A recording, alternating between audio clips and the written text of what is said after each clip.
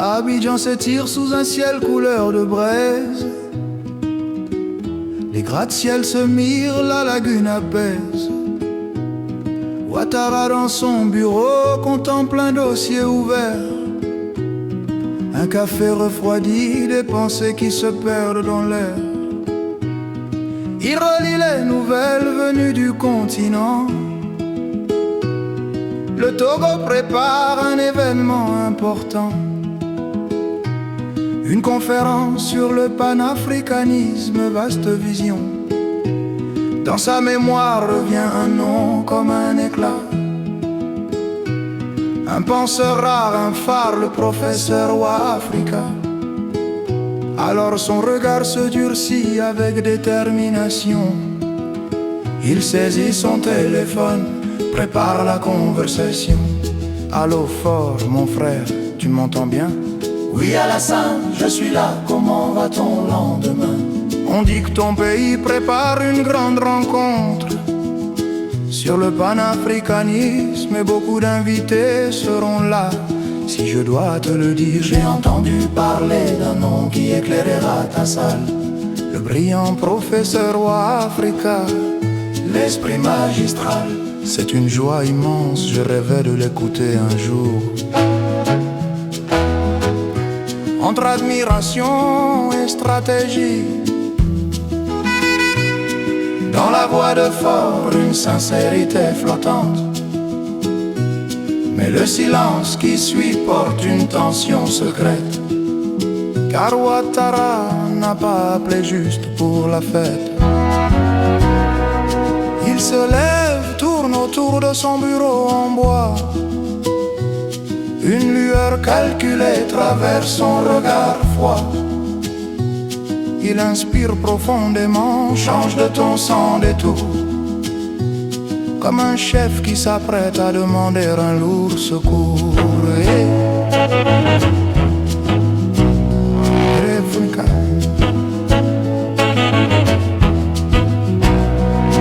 Fort, écoute, j'aurais une faveur à t'adresser, faux. Ce professeur, je le cherche depuis trop d'années. Peux-tu me le réserver juste pour moi, juste un instant? Je ferai ce qu'il faut, je le prendrai par avion spécial. Évidemment, c'est un ami ou Africa, quelqu'un que je dois protéger. Si tu fais ça pour moi, je saurai te supporter. Ne t'en fais pas, mon frère, je le ferai. Hey.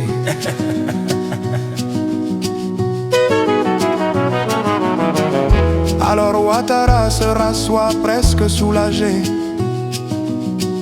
comme si la nuit venait de relâcher ses idées. Il regarde la ville vibrer derrière la vitre,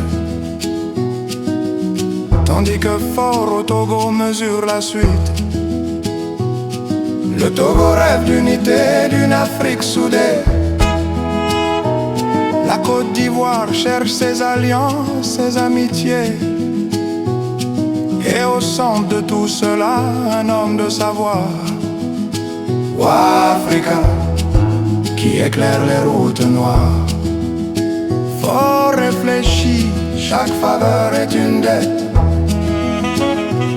Chaque parole donnée devient un fil qui s'apprête à relier deux dirigeants dans un pacte discret, dans une danse où personne ne veut trébucher. Merci fort.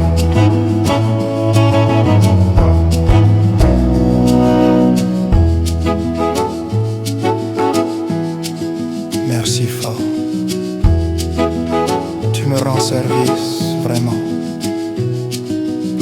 On ne trouve pas souvent des frères si bienveillants. C'est l'Afrique qu'on porte, pas seulement nos États. Si Ouafrika vient, c'est notre continent qui parlera. On avance ensemble, connectés, je lui dirai de ne plus m'appeler satrape reptilien. Toujours à la sens, c'est ça la fraternité. Le fil téléphonique devient un fil du destin. entre deux capitales, de dirigeants, de chemins. Et pendant ce temps, quelque part dans sa maison, le professeur Ouafrika ignore cette mission. Une conférence l'attend, un avion peut-être aussi, et deux présidents qui murmurent son nom dans la nuit.